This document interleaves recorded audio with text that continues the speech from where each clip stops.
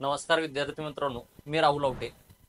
Rahul Awate academy या YouTube चॅनलवर मी तुमचं स्वागत करतो. मित्रांनो, आपण बघत आहेत आजची जी आपण ऑफर सोडणार आहे, म्हणजे 15 जूनची ऑफर आहे. या 15 जूनच्या ऑफरसाठी ही का सोडली, कमून सोडली हे विचारू नका, पण याच्यामध्ये आउटपुट काय भेटणार आहे तुम्हाला याच्याबद्दल तुम्हाला मी सांगणार आहे मित्रांनो. किंवा आपले जे बॅच बघत होतो आपण 4 आहेत. एक इकॉनॉमी आहे, पॉलिटी आहे, जॉग्राफी आणि हिस्ट्री.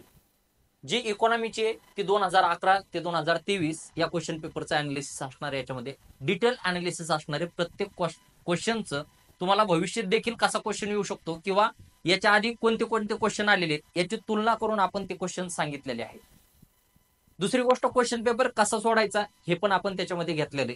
जिथं ट्रिक्स लागत तिथं ट्रिक्स घेतलेली. हे झालं इकॉनॉमीचं. हे 2011 ते पूर्व आणि मुख्य हे दोन्हीचं पण काय केलेलं आहे आपण त्याच्यामध्ये विश्लेषण घेतलेलं आहे मित्रांनो. आणि आता काय झालंय, जीएस हे मेन्सला आणि प्रीला सारखंच असणार आहे. इकॉनॉमीमध्ये काय बदल होणार नाही, पॉलिटीमध्ये काय बदल होणार नाही, जिओग्राफीमध्ये काही बदल होणार नाही आणि इतिहासामध्ये देखील काही बदल होणार नाही. कारण की इतिहास जर महाराष्ट्राचा असेल तर इतिहास तोच असणार आहे. पॉलिटी ही भारतीय राज्यघटनाच विचारणार आहे, आपल्याला अमेरिकेची किंवा जपानची घटना विचारणार नाही. जी आपण संसद विचारली तीच संसद असणार आहे, राज्य विधिमंडळ तेच असणार आहे. त्याच्यामुळे तुम्ही म्हणू नका पूर्व आणि मुख्य. आता पूर्व आणि मुख्यचा सिलेबस जवळपास एकच झालेला.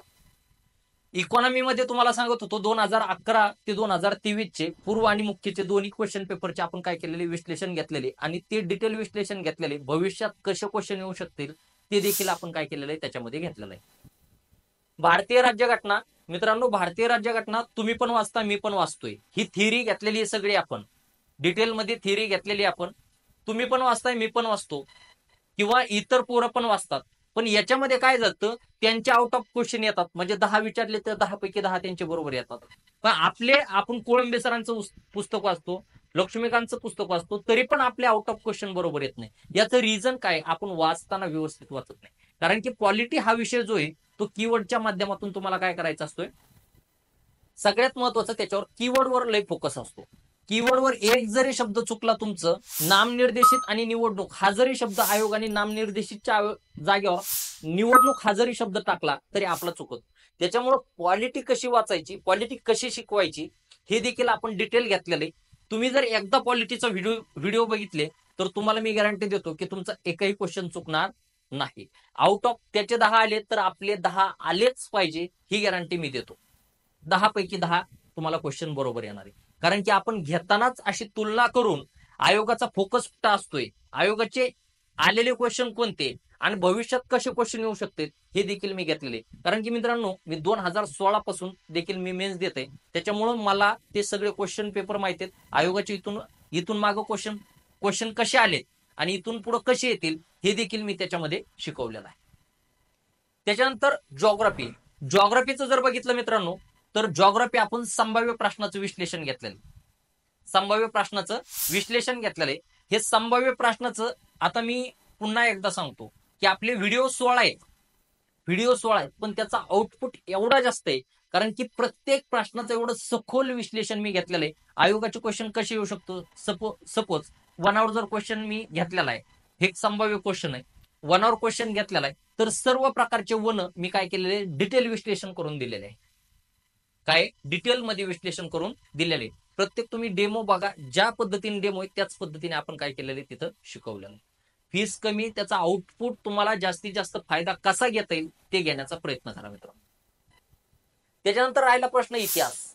आता इतिहासामध्ये आपल्याला माहितीये की पाठांतर अवघड जातं. इतिहास हा काय कन्सेप्ट नाही, इतिहास तुम्हाला पाठांतर करावं लागणार.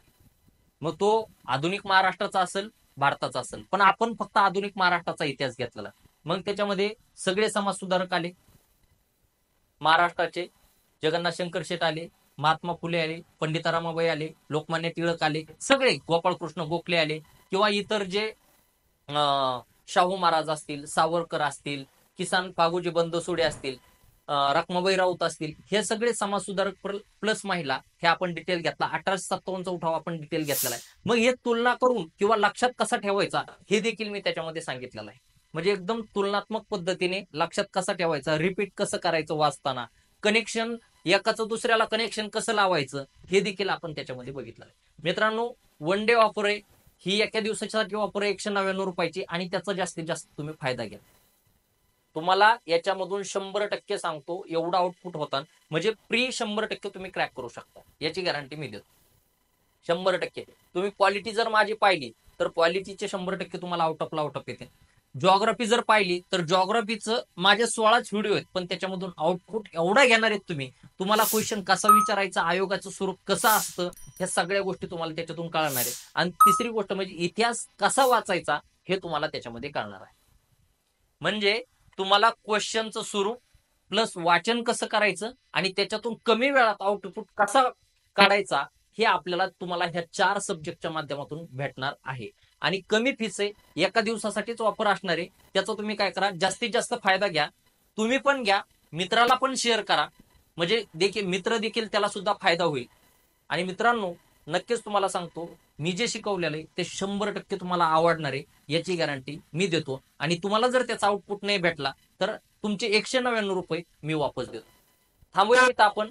जय हिंद, जय महाराष्ट्र.